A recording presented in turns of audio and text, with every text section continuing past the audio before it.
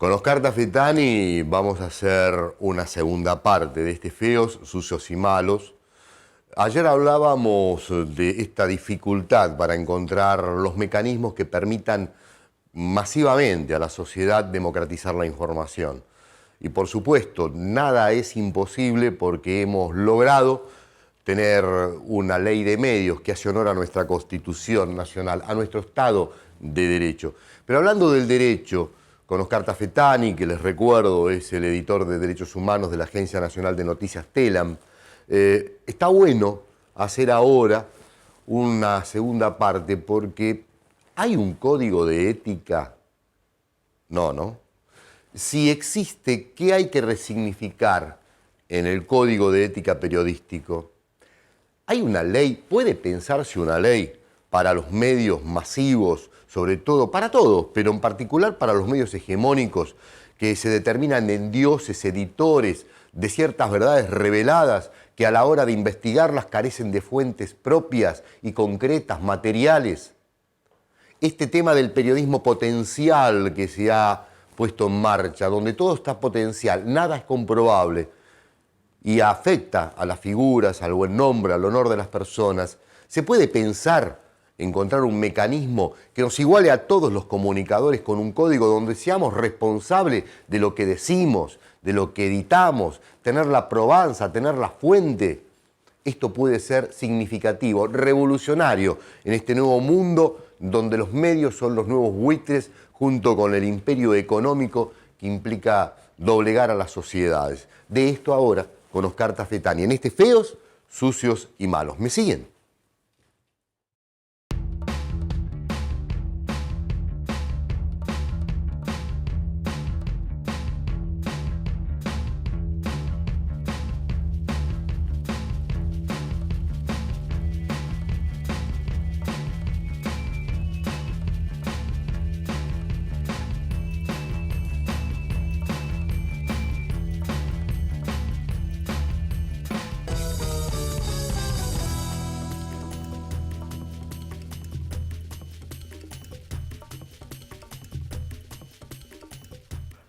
Hola, ¿qué tal? Bueno, como les dije antes en la apertura, nos debíamos una segunda con Oscar Tafetani, periodista de larga trayectoria, trabaja en TELAM, está en lo que se denomina la sección de Derechos Humanos de TELAM. Él tiene una larga experiencia en el movimiento Pelota de Trapo, que es para hablar un poquito, aunque sea hoy, de esto. Pero antes de hablar de esto, como les decía en la apertura, ¿por qué no preguntarle a Oscar sobre esta necesidad de reconfigurarnos nosotros los trabajadores de prensa a la hora de pelear otra ética, otra relación con el empresario, con ese poderoso editor que determina qué pensamos y qué escribimos, desde dónde y cómo, y cuál es la pelea que hay que hacer? ¿Cómo te va, Oscar? Gracias de vuelta. Bueno, el placer es mío. ¿Hay algún elemento nuevo que nos pueda dar poder para discutir esta necesidad que tenemos? Sí, yo creo que hay elementos todo el tiempo. Esta mañana estaba conversando con un amigo sobre el caso de Rodolfo Walsh, del que se habla tanto y se habla tanto, pero bueno, pero no hay una caracterización o una especie de perfil de Walsh que nos sirva, que sea productivo, porque Walsh, por ejemplo, nunca trabajó para un gran medio, para un medio masivo, ni para una corporación. Y todo su trabajo lo desarrolló en medios marginales. Es decir, en medios que disputaban un poco, que cerraban, no cerraban. Es decir, colaborando a veces con Atlántida como gran medio. Georama hizo un par de notitas sí, pero bellísimas ese en tipo Georama. de cosas, pero siempre en los bordes, siempre Sí, ahí. Y yo digo, en cambio, hay otro tipo de desafío, que es el de producir en las grietas, en las fisuras que se producen en la comunicación, en el discurso comunicativo, y también a veces se producen en la economía, en los bloques económicos de los medios, y esas fisuras nos permiten a los periodistas, sobre todo cuando somos empleados de una corporación o de un medio de una corporación, aún ahí podemos hacer algo consciente, responsable, y no refugiarnos en la obediencia debida.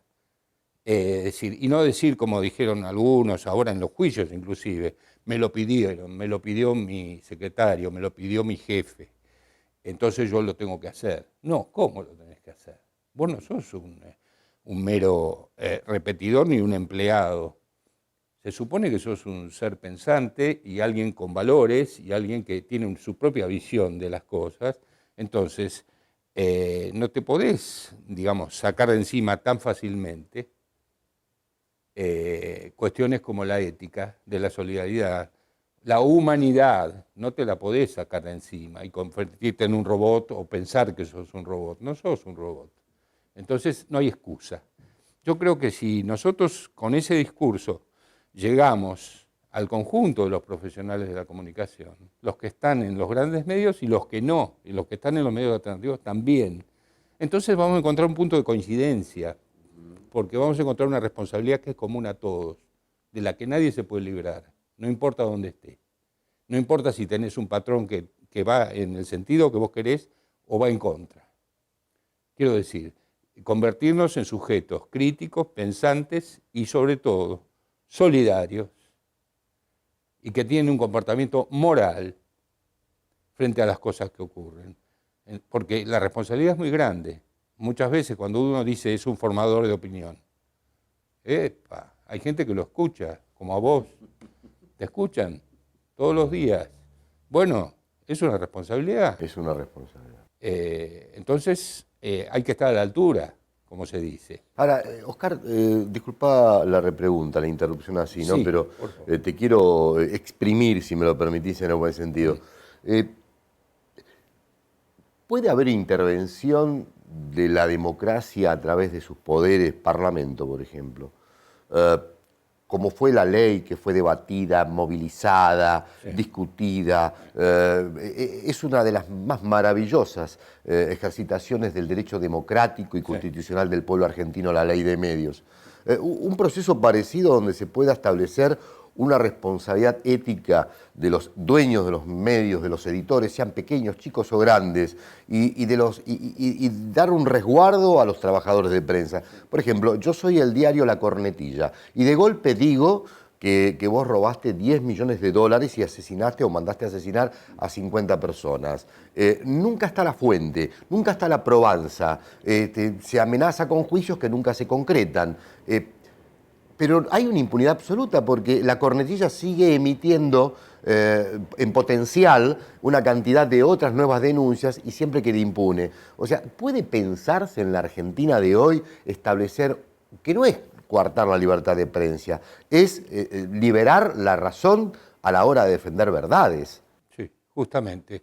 Yo creo que hay un mito y hay una cosa muy instalada con respecto a la libertad de prensa, que se convirtió finalmente en una especie de, entre comillas, amparo permanente o recurso o habeas corpus permanente relacionado con el decir y el publicar. Entonces, eso da como una suerte de impunidad.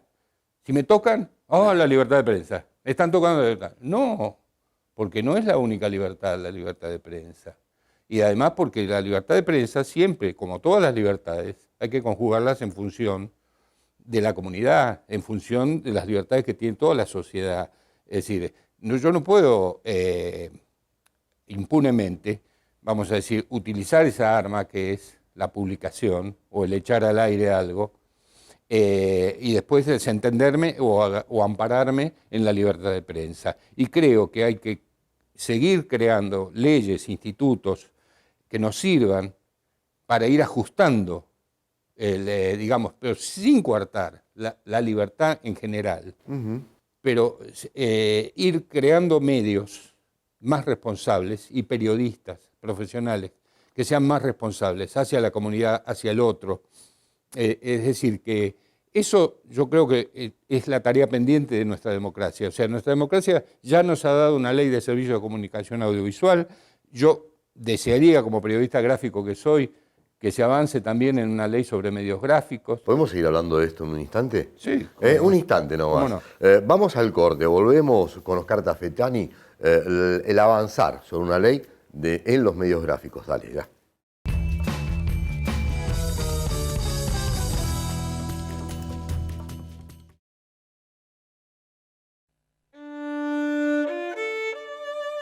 La idea puede ser parte del viaje, un acto de desobediencia, acto de libertad, el comienzo de la razón. Uno puede decir, bueno, existe fuga de capitales en todos los países del mundo.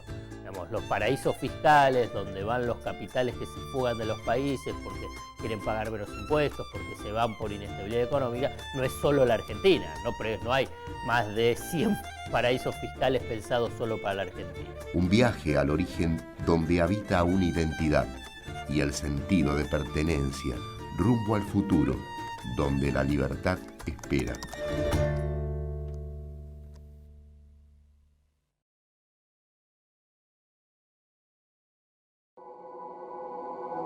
MATV presenta Padre Mujica, la fe y la militancia del comprometido sacerdote asesinado el 11 de mayo de 1974.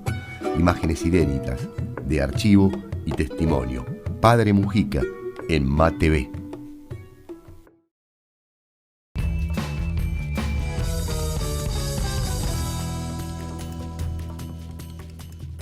Y aquí estamos nuevamente ustedes, nosotros, con Oscar Tafetani. ¿Cómo se puede avanzar, Oscar, en una ley que pueda regular, ¿no es cierto?, los derechos y garantías del consumidor de la información y el que la dita también, ¿no? Sí. Yo creo que en algún momento te comenté que había surgido la idea en un grupo de periodistas de establecer como un estándar de calidad. Sí. De la información, no de la opinión, porque la opinión es la opinión, pero sí de la información.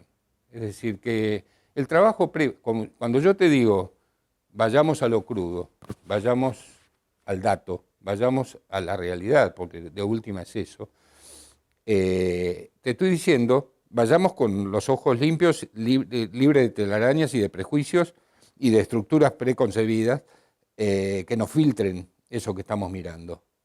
Porque eso es verdadero. Yo he dado clases en la Universidad de la Patagonia, de actualidad informativa, cuando recién estaban empezando los canales de información, y me decían, ¿cuál le gusta más a usted? ¿Le gusta TN o le gusta Crónica TV? Eran los primeros, ¿no? Y los canales de noticias. Entonces yo decía, me gusta Crónica TV. ¿Por qué? Y porque hasta los errores están a la vista, está todo a la vista. Digo, Crónica manda la cámara, la pone, empieza a transmitir directamente, tiene una antena en la terraza del ministerio, entonces sale con lo que hay, con las puteadas, con la sangre, con las cosas que no hay que decir. Y le digo, yo prefiero eso a la super edición que hace TN, que nos está pasando por 4 filtros las cosas antes de mostrarlas. Cuando Crónica entonces está llegando al acontecimiento, llega de un modo más limpio y además transmite de un modo irresponsable pero más limpio. Y yo prefiero eso, porque por lo menos tenemos material para trabajar. En cambio, cuando nos dan algo muy, muy elaborado, ya no. Entonces digo, se puede avanzar en hablar de la calidad informativa, no es pecado hablar de la calidad informativa, porque si rige para la educación, por ejemplo, la calidad educativa, ¿por qué no puede para la información? Trabajemos eso. No le tengamos miedo a las sociedades de iguales, de pares, que puedan juzgar el comportamiento de otro. Pero no lobistas al servicio de una corporación, sino, digamos, profesionales que participan de un colegio, de una entidad, y que dicen, bueno, a ver, examinemos el caso de este señor. ¿Por qué tenemos que examinar la conducta de un arquero, por ejemplo, como el de Boca la otra vez, que hizo no sé qué cosa? Bueno, podríamos examinar también de River, ¿no? De Boca. No podía ser de River. Exactamente. Exactamente. Un comportamiento de un jugador de fútbol, o de un árbitro, o de un lineman. Bueno, y eso va a un tribunal. ¿Y por qué los periodistas no tenemos un tribunal de esa clase? Yo fui deportista, yo también había tribunales en distintas ligas. Entonces, no le tengamos miedo a eso. Pues abandonemos ese vicio cómodo, gordo, que tenemos de que nadie nos toca a nosotros, porque tenemos la palabra sagrada, somos los hechiceros de la tribu, sabemos qué es lo que hay que decir y cómo decirlo. Guay que me vayan a tocar algo, no me toquen nada. Entonces, salgamos de ese sitial, pongamos de pie, de un lugar un poquito más incómodo, y sobre todo considerémonos iguales. Hay que romper un montón de estamentos culturales y Sí. que son ancestrales algunos de ellos, ¿no? Yo me acuerdo que era muy pequeño y quería ya ser periodista, no sé, 10, 12 años tenía, y me acuerdo, me quedó algo grabado, una charla de mi vecino, de mi padre con un vecino, donde decía, y este quiere ser periodista. Y el tipo que era metalúrgico le decía, no, bueno, pero te ponían a la altura de un médico, de un abogado, ¿no? Porque era como un intocable. O sea, eso también hay que romperlo. Sí, por supuesto que sí. Si tenés un minutito más, mira, Dime. ahora me acordé del tema de la cuestión de la imagen. El procesamiento de la imagen no es inocente. Entonces también puede ser sujeto. Es decir, cuando alguien, el auge del Photoshop, todos lo ven alegremente, pero eso es un fraude. El Photoshop es un fraude, porque me está dibujando una realidad. Y no es ni siquiera lo que ve la lente de la cámara. Y la edición de imagen también. Entonces también en la edición de imagen hay que meterse. De aquella época de Clarín que agarraba la pelota cuando sacaban los reporteros y no la pudo agarrar la pelota porque entró muy rápido. Se la ponían. Estaba el tipo que la dibujaba con el pincelito blanco ese. Pero eso está bien porque vos sabés que la pelota hizo la trayectoria y llegó ahí. Ahora, a inventar un partido que nunca existió y un gol que jamás se hizo, es otra cosa. Y entonces de todo eso hay que hablar. Y creo que está abierta la oportunidad, no tenemos que desaprovecharla. Vamos a invitarte un día para pensar un programa en MATV, Dale. Oscar Tafetani, cómo es el ejercicio, la complejidad del ejercicio de trabajar periodísticamente el campo de los derechos humanos en una agencia nacional de noticias, que además sirve la información a otros. ¿Puede ser? Sí, claro. Muchas gracias por haber estado con nosotros, de verdad. Gracias a ustedes. Oscar Tafetani, con vos, conmigo, con todos nosotros, y esto es lo que tiene de lindo este lugar desde el cual hacemos el periodismo, ¿no? Así, despojados de ese barniz que escuda la mentira, hablando como tenemos que hablar en tu casa. Te esperamos con tus conclusiones también. Y la seguimos, si te parece, en esta aventura mañana otra vez a la misma hora, en otros feos, sucios y malos.